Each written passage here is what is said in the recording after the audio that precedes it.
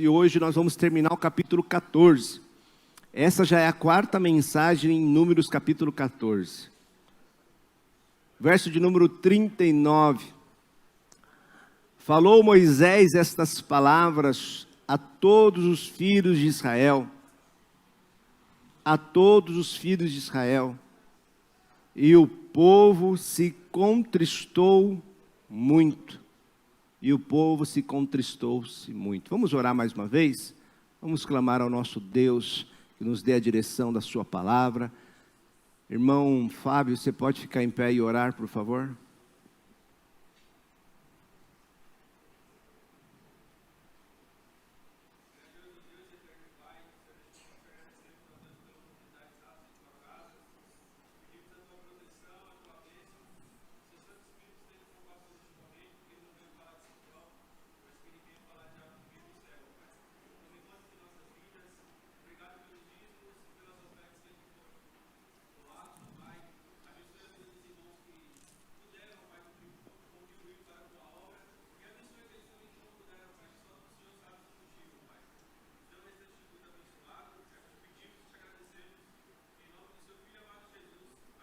Amém.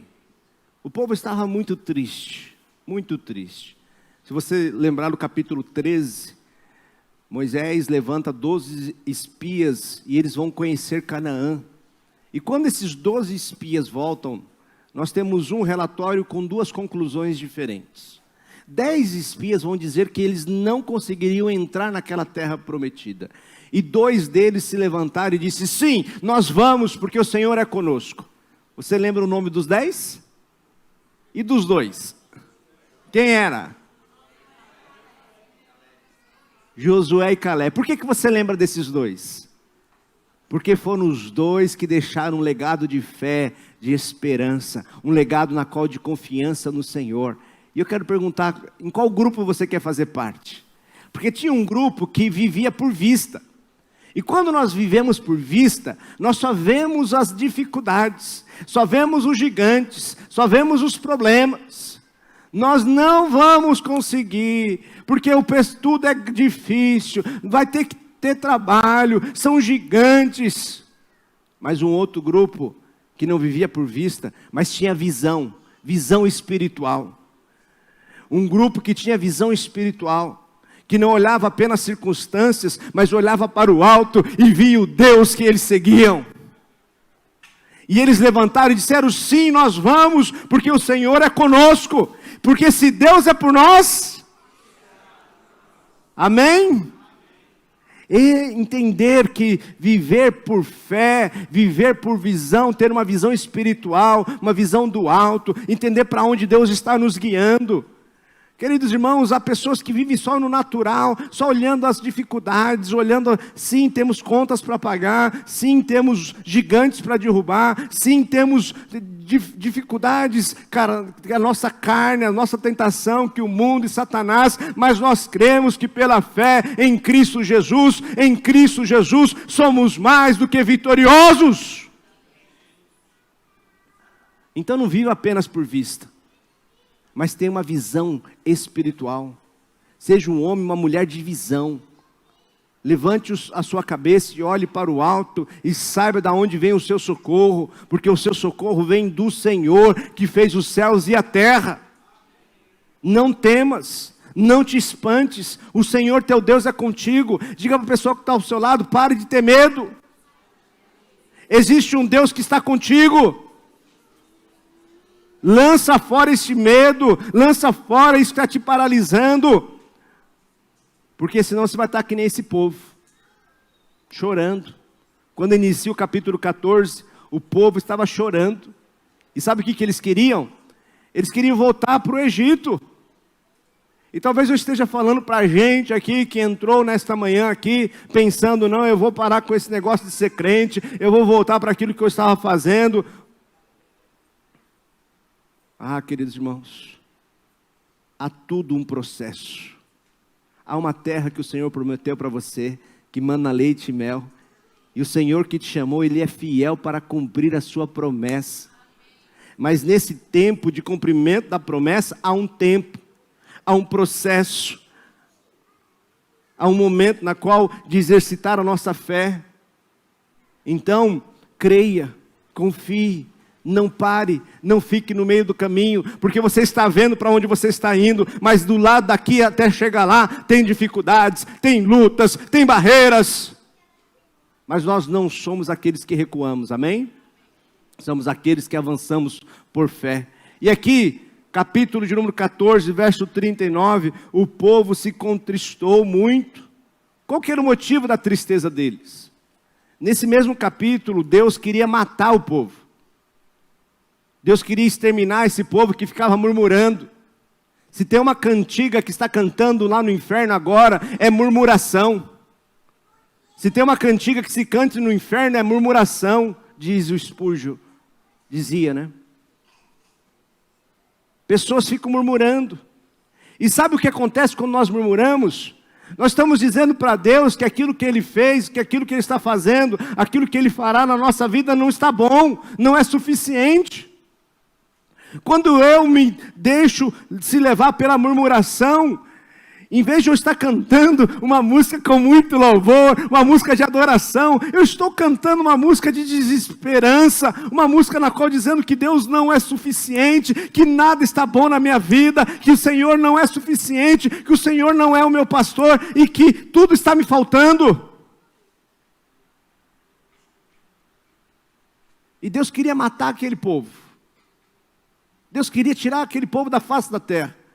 Porque era um povo muito ingrato, um povo incrédulo, um povo que viu os milagres acontecerem no Egito, um povo que viu o mar se abrir, um povo que viu o maná descer do céu, um povo que viu da rocha sair água, mas mesmo assim continuavam dia após dia murmurando contra Deus.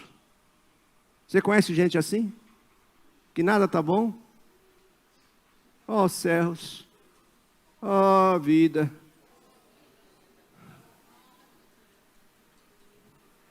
Dia após dia, não sai dessa patologia, dessa enfermidade de murmuração, de tristeza, de depressão, de angústia. Ei, que nesta manhã o Senhor te enche o seu coração de esperança, que você não fique igual a esse povo reclamando, murmurando.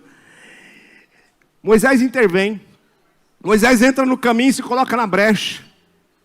Moisés se coloca na brecha por esse povo, e Deus então impede, Deus então não os extermina naquela hora. Mas deixa eu dizer uma coisa, por mais que o Senhor te perdoe dos seus pecados, às vezes, as consequências, elas acontecem. Por mais que o Senhor possa ter te perdoado, te limpado dos seus pecados, muitas vezes vamos viver as consequências dele. E aí um homem e uma mulher de fé os reconhece e vão viver no caminho de Deus, mesmo diante dessa situação. E que quando nós olhamos aqui, Deus diz para o povo no verso 33, olha por que eles estavam tristes. Vossos filhos serão pastores nesse deserto 40 anos, e levarão sobre si as vossas infidelidades, até que o vosso cadáver se consuma neste deserto. Segundo o número dos dias em que espiastes a terra, quantos dias foram mesmo? 40 dias, cada dia representando um ano. Levareis sobre vós as vossas iniquidades, 40 anos, e tereis experiência do meu. Se Deus é por nós, e se Deus é contra você? E se Deus for contra você? Aqui tinha Moisés intervindo. Deus poderia ter matado eles naquela hora, mas Deus, pela intercessão de Moisés, não o matou. Mas isso também não impediu a consequência deles ficarem 40 anos vivendo debaixo do desagrado de Deus. E aqui então o povo se encontra triste, e eles começam a se lamentar.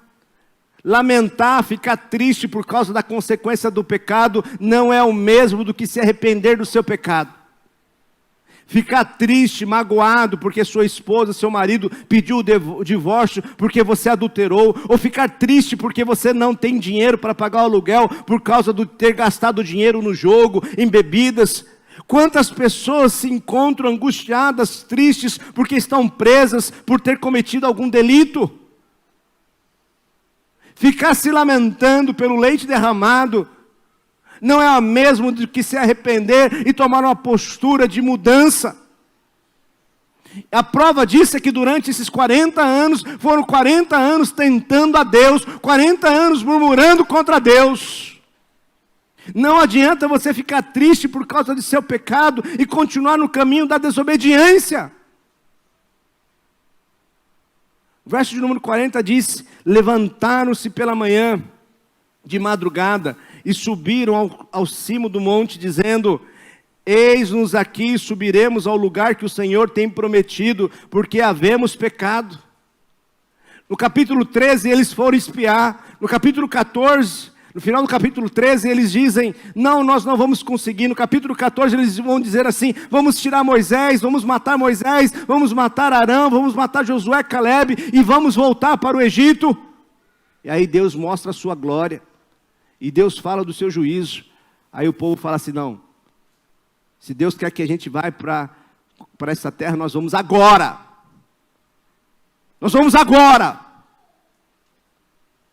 Deixa eu dizer uma coisa para você. O kairós de Deus, o tempo oportuno de Deus, não é o seu cronos, não é a sua hora, não é o seu minuto, não é o seu segundo. Preste atenção nisso. Há um tempo para todas as coisas na face da terra. Há portas que se abrem e há portas que se fecham. E aquele povo tinha perdido esse tempo. Há oportunidades que chegam na nossa vida e que não voltam mais. E não adianta você, na força do braço, querer resolver essa parada, porque vai dar ruim. Diz que o povo então se levantou e disse: então se é para conquistar, nós vamos agora. Deus disse para eles que eles iam ficar 40 anos no deserto.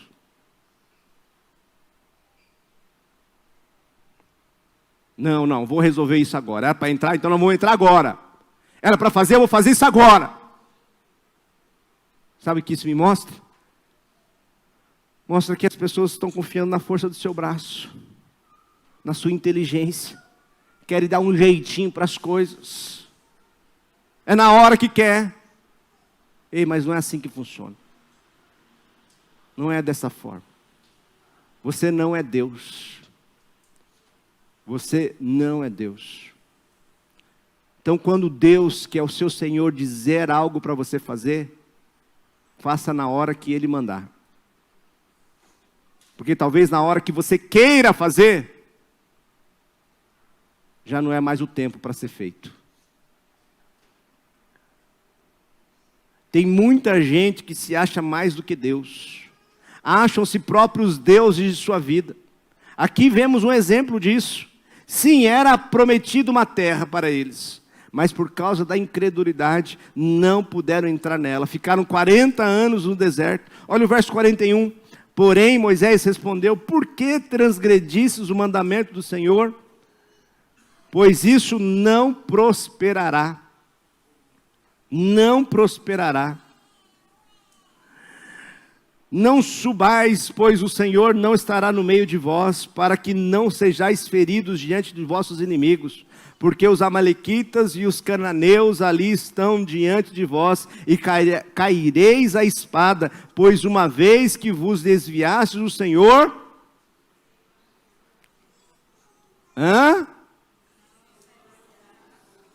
É até difícil de dizer isso, né? Às vezes a minha teologia não consegue alcançar essas coisas. O Senhor...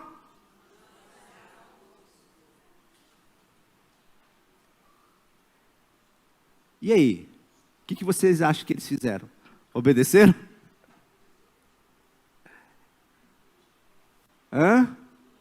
Obedeceram a palavra de Moisés? Obedecer a palavra do Senhor? Mais uma vez, o povo quer ser Deus, o seu próprio nariz. Mais uma vez, o povo quer seguir o seu próprio caminho.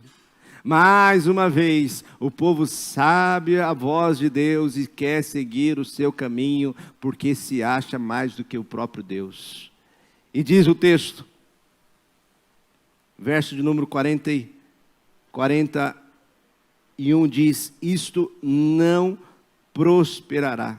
Temos aqui uma grande lição moral. Ao cumprirmos a vontade de Deus, temos de acompanhar o cronograma divino e obedecer às suas ordens. E isso ao longo do caminho. A desobediência pode anular uma futura boa decisão. Algumas vezes a graça divina manifesta-se, revertendo o caminho errado. E isso anula uma má colheita moral e espiritual. Com frequência, todavia, temos colhido aquilo que tivermos semeado, mesmo que mais tarde cheguemos a agir corretamente. Gálatas capítulo 6, verso 7, Paulo nos ensina isso, dizendo assim, vamos juntos? Não vos enganeis, de Deus não se zomba, pois aquilo que o homem semear, verso 8, vamos juntos? Porque o que semeia,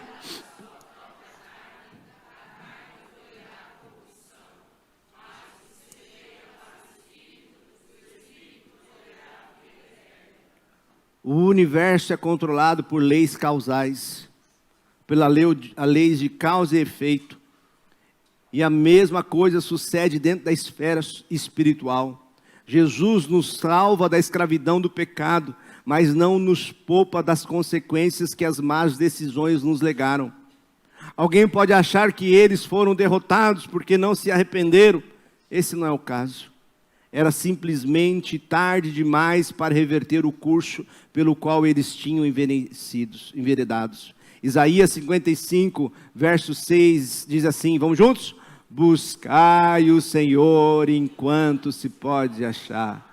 Invocai enquanto está perto. Verso 7, vamos juntos? Deixe o perverso o seu caminho, o iníquo os seus pensamentos, e converta-se ao Senhor, que se compadecerá dele, e volte-se para o nosso Deus, porque é rico em perdoar. Busque ao Senhor enquanto se pode achar. Busque. Talvez essa janela, essa porta que está aberta para você, de graça, de bondade, misericórdia do Senhor. Um dia o Senhor virá com o seu juízo. Diz o texto, os filhos de Israel haviam abusado do seu livre-arbítrio. Em Hebreus capítulo 6, diz assim, esse aqui talvez seja um dos textos mais difíceis do Novo Testamento. É um dos textos mais difíceis. Ainda mais se você pega uma teologia e coloca o óculos dela e dizendo assim, não, eu creio assim, eu creio dessa forma antes de ler o texto. Hebreus capítulo 6, verso 4 diz assim, é impossível, pois que aqueles que uma vez foram iluminados e provaram o dom celestial e se tornaram participantes do Espírito Santo e provaram a boa palavra de Deus e os poderes do mundo vindouro, e caíram assim, é impossível outra vez renová-los para o arrependimento, visto de novo estão crucificando para si mesmo o Filho de Deus e expondo a ignomia. Coloca na nova versão da linguagem de hoje, por favor. Volta lá, verso 4. 6:4. Isso. Como é que as pessoas que abandonaram a fé podem se arrepender de novo? Como? Elas já estavam na luz de Deus, já haviam experimentado o dom do céu e recebido a sua parte do Espírito Santo, verso 5. Já haviam conhecido por experiência que a palavra de Deus é, e tinham experimentado os poderes do mundo vindouro que haviam de vir. Não é exatamente o povo de Israel, Eles não experimentaram os milagres de Deus, não experimentaram vendo ali o mar se abrindo, não se alimentaram do pão que descia do céu. Verso de número 5, 6. Mas depois, o que eles fizeram? Abandonaram a fé. É impossível levar essas pessoas a se arrependerem de novo, pois estão crucificando outra vez o Filho de Deus e zombando publicamente dele. Uma palavra dura que Hebreus traz. Geralmente há 3 formas de explicar esse texto. Primeiro é que alguns vão dizer que esse texto está levantando uma questão hipotética, que nunca vai acontecer, como diz o verso 4.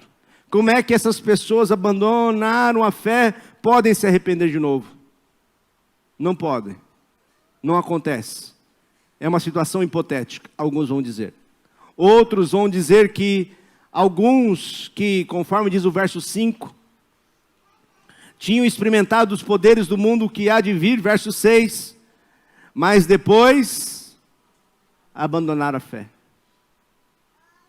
Essa é uma outra possível interpretação,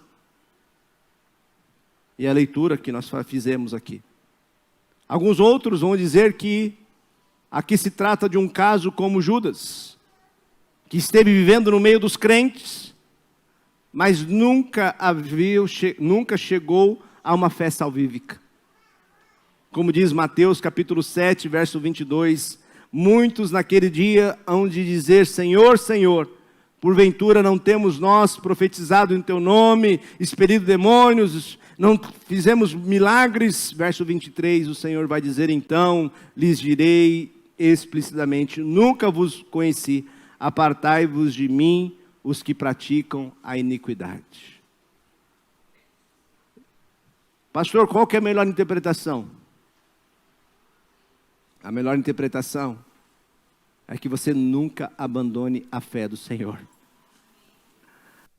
interpretação é que você fique firme, que você não murmure, fique murmurando, provando Deus, tentando Deus, que você ouça a palavra de Deus, que você leia a palavra de Deus e obedeça.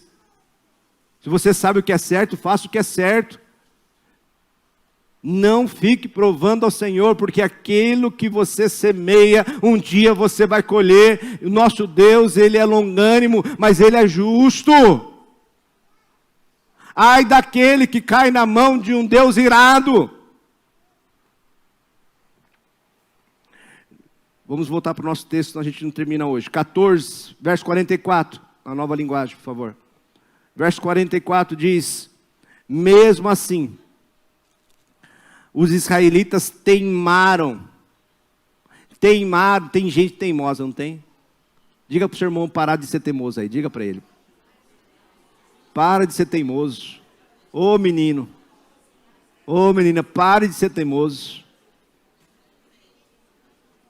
Porque a sua teimosia, diz o texto aqui, o texto diz que os teimosos não vai prosperar. Mesmo assim os israelitas teimaram em querer entrar na região montanhosa, mas nem a arca de Deus, o Senhor, nem Moisés saíram do acampamento. Então os amalequitas, os cananeus que moravam naquela região montanhosa, atacaram e derrotaram os israelitas e os perseguiram até Horma. Não seja uma pessoa teimosa, desobediente a Deus. Por mais que você esteja convicto que você está fazendo uma boa intenção, se não for a vontade de Deus, nem o tempo de Deus, fique quieto onde você está. Tem uma canção do nosso cantor cristão, 471, que diz assim, não é dos fortes a vitória, nem dos que correm melhor, mas dos fiéis e sinceros, como nos diz o Senhor. Não adianta você sair correndo na frente, achar que você vai vencer na força do braço. O Salmo 32, verso 8, o salmista diz, na nova linguagem, então o Senhor Deus me disse, vamos juntos? Eu lhe ensinarei o caminho por onde você deve ir, Eu. Verso 9, vamos juntos? Não.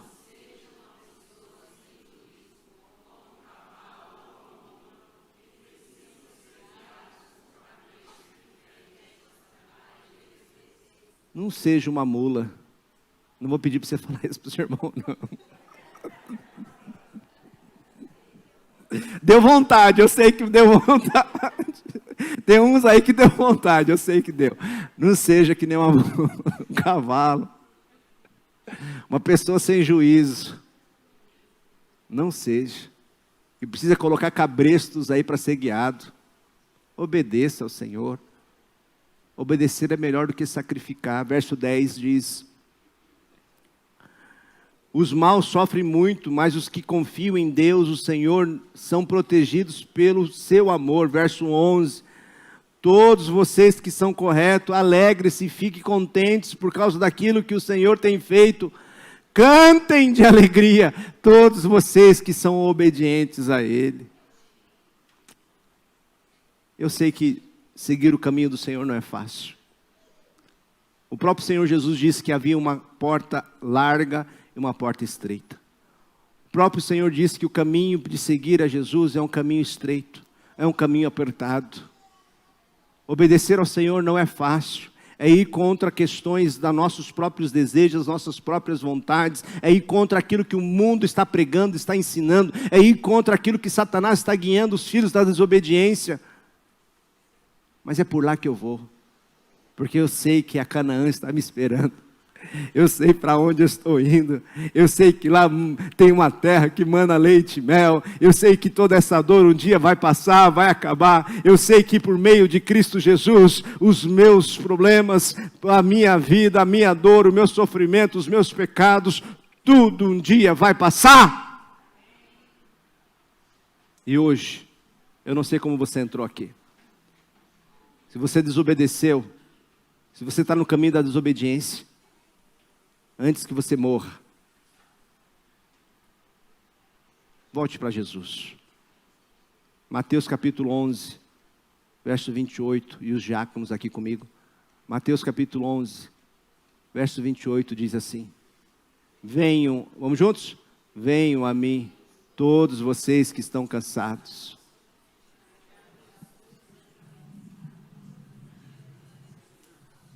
Vamos juntos? Venham a mim, todos vocês que estão cansados de carregar as suas pesadas cargas, eu lhe darei. Há um descanso para você, há um lugar, e esse lugar é no Senhor, esse lugar é no Senhor. Há um lugar de paz, há um lugar de descanso, há um lugar onde os